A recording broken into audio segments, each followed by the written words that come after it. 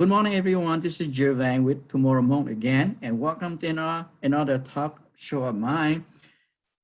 Today, I have a special honored guest that joined me this morning. He is one of our young leader in government, state official. He is now a Minnesota House of Representative on a District 59A in Minneapolis.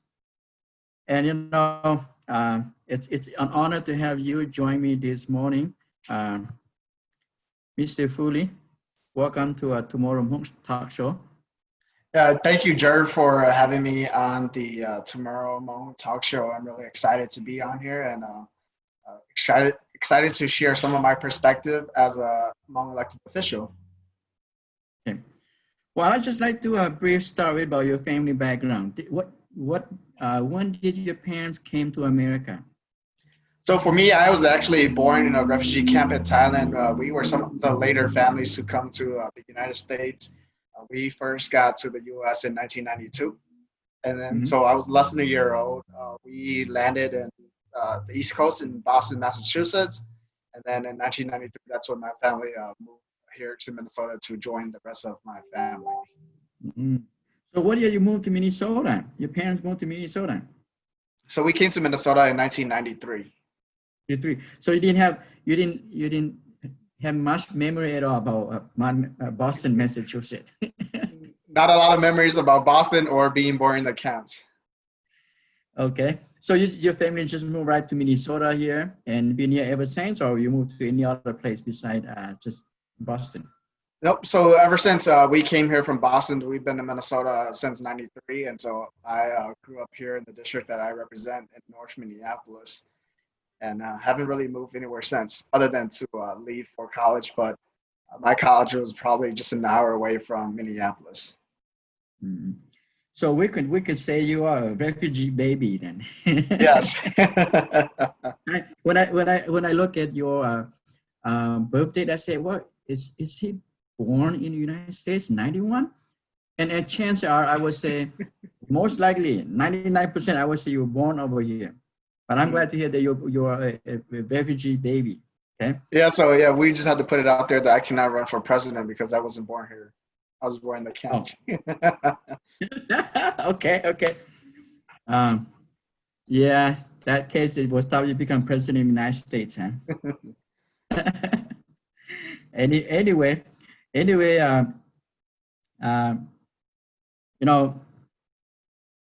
I have a question for you.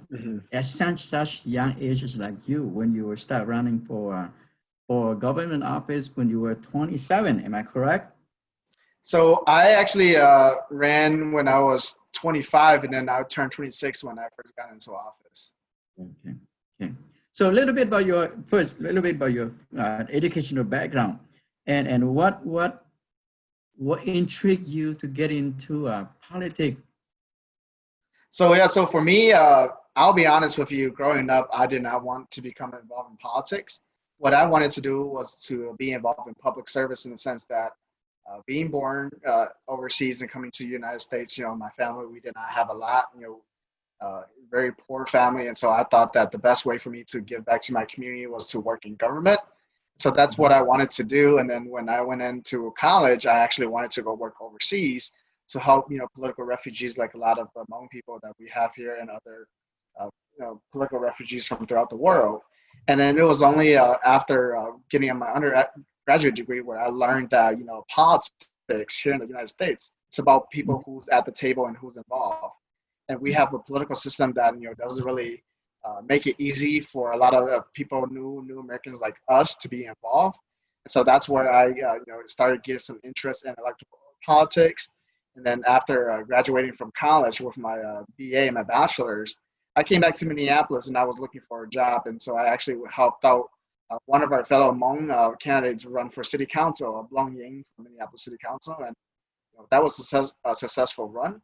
And then from there on, I thought that, we need to be able to organize and connect with a lot of our neighbors so that we could show the political strength of not just only the Hmong community, but all the communities of color here in Minneapolis and Minnesota. Yeah, you're right, because you want to work in helping people in general. Somebody's making a decision. Actually, somebody like you right now at your position actually make a lot of decisions, impact many, many lives. So that's you start you're at the decision table.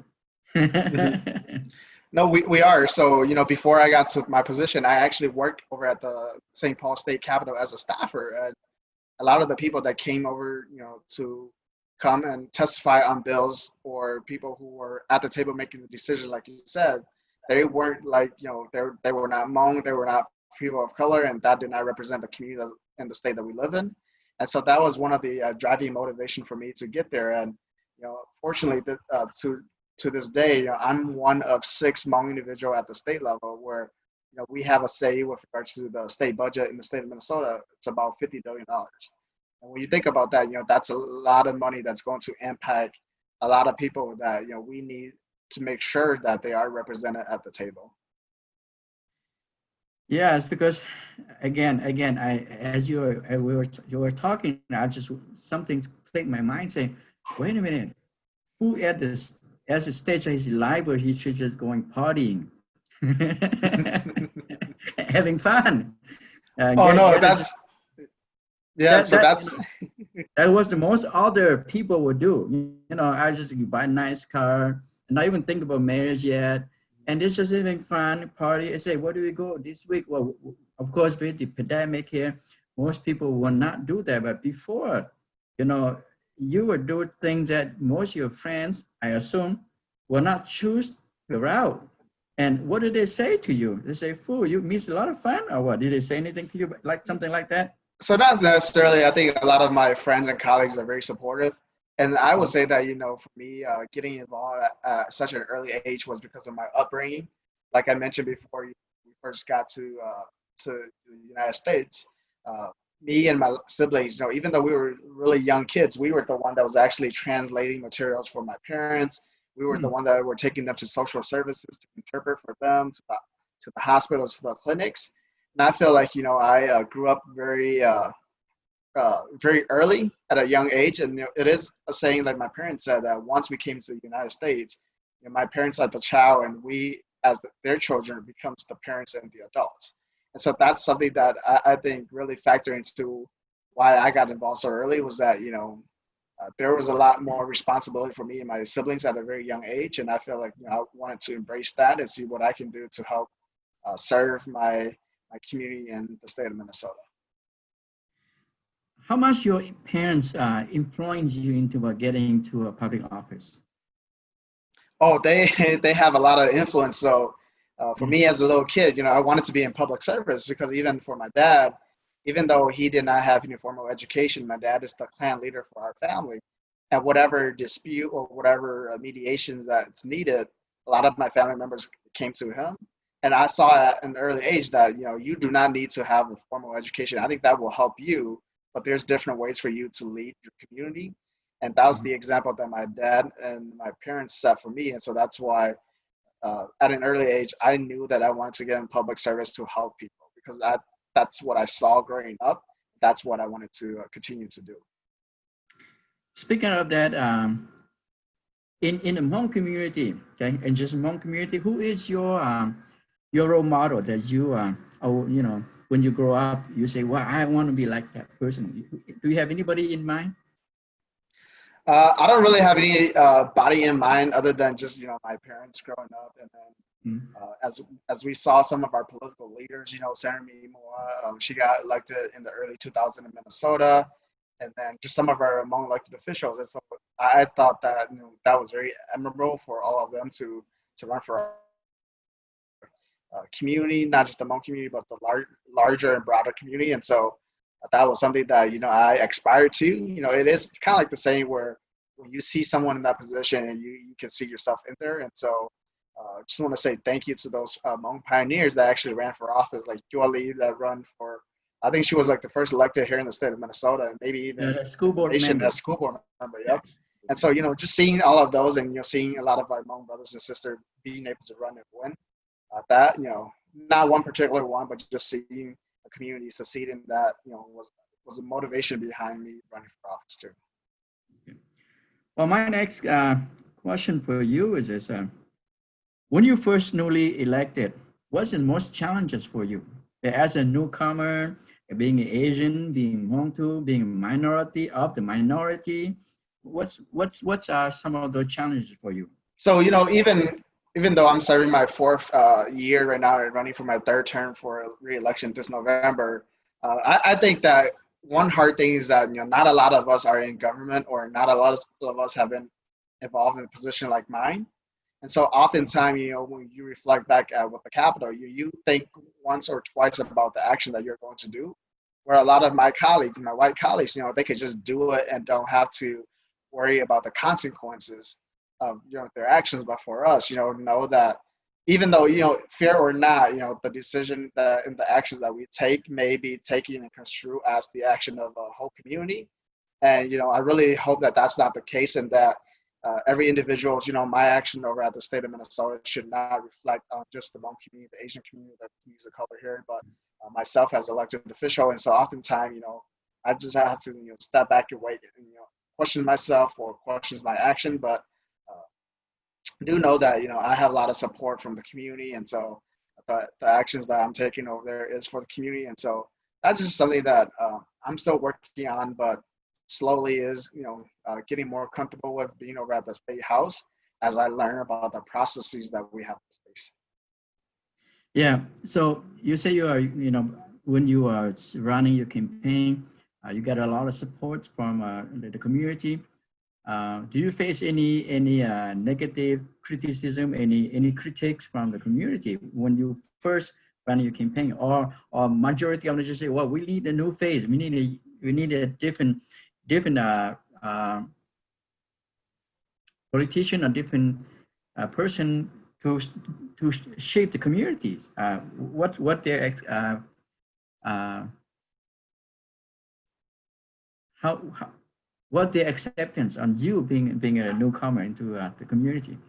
Yeah, so when I first ran in 2016, it was a mixture of both. There were folks who were very excited that there was a new face running to represent the district.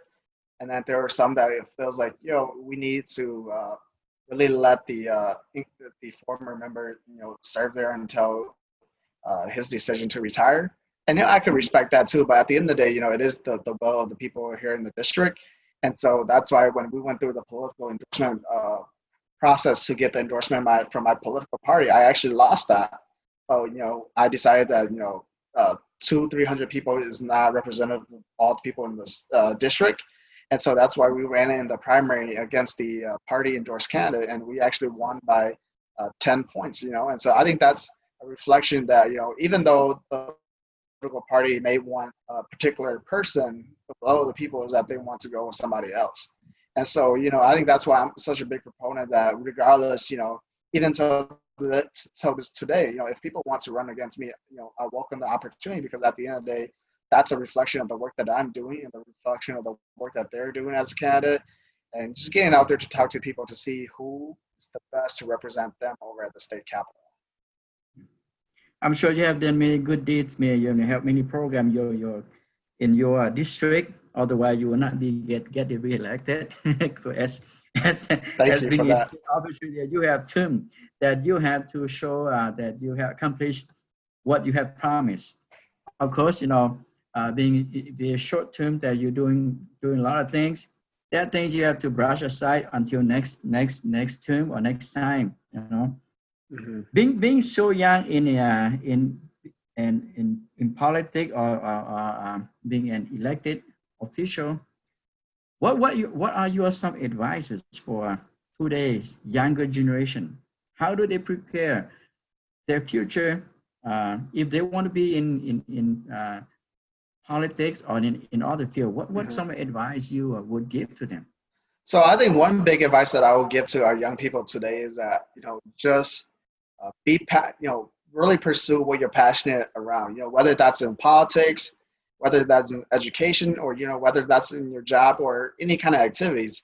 If you're very passionate around, what you want to do, I think that at the end of the day, that experience is going to help translate into something bigger for you in the future, whether that's, a professional career in politics, education, or other, avenue. And so just continue, doing the work that you want to do, and really put in all efforts into it and not just, pick up something, do it halfway, and then leave that and go do something else. I think that's not going to help you because I think that, being determined, builds character and it helps you uh, to really see what it's worth and, to see your will to fight for something that you believe in and want to do.